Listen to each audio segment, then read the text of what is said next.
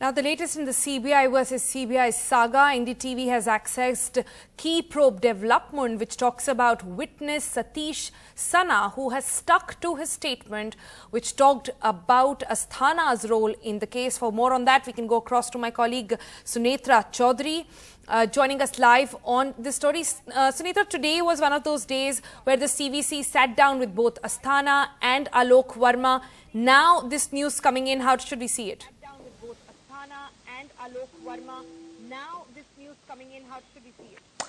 Well, what's interesting is that Rakesh Asthana's role is very, very curious. He's the person who both CBI senior people, whether it is CBI chief Alok Verma or his deputy Rakesh Asthana, both say that he is the person who is the witness to him bribing the other person.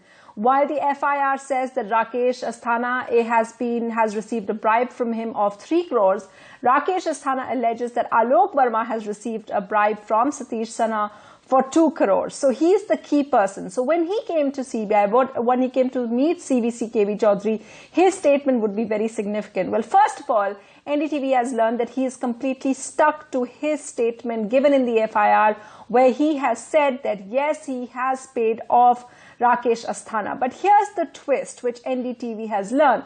Now in the FIR, which is based on his statement, it says that he went to Dubai on the 2nd of December 2017. And then he says that he met 2 brothers, Manoj and Somesh Prasad, who were the middlemen. And then they organized that they went back to CBI. And then between that time, they met an officer. In fact, when they met him, they showed him the picture of an officer and made him speak to him.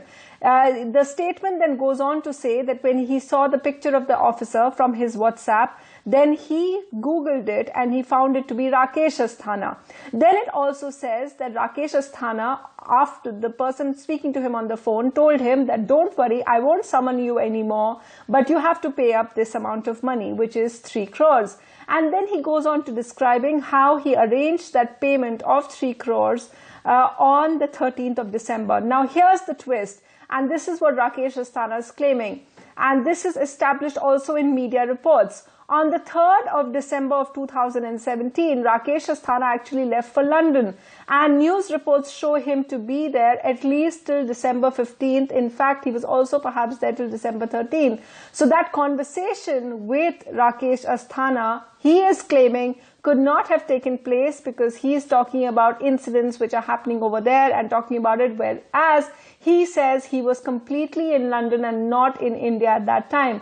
So this is one of the loopholes that has been pointing out by Rakesh Asthana and his team members to the CVC. We have to wait and now see whether the CVC takes this on record and holds it up and gives him a clean chit, or whether he actually moves against him. What's of course interesting is that our sources telling us that this is of course very, very preliminary, but our sources telling us that the CVC has also examined a large number of officers who were related to the IRCTC scam. Now the IRCTC scam is one that we know which is very, very politically loaded, because that's the one that involves former Railway Minister Lalu Yadav. The indications that we are getting is that there are some people, some of the officers, who have said that there may be some evidence to show that the CBI director, Alok Verma, was hesitant to order searches. Now, these are, of course, things that have been put forth. These are dependent on the people that we spoke to.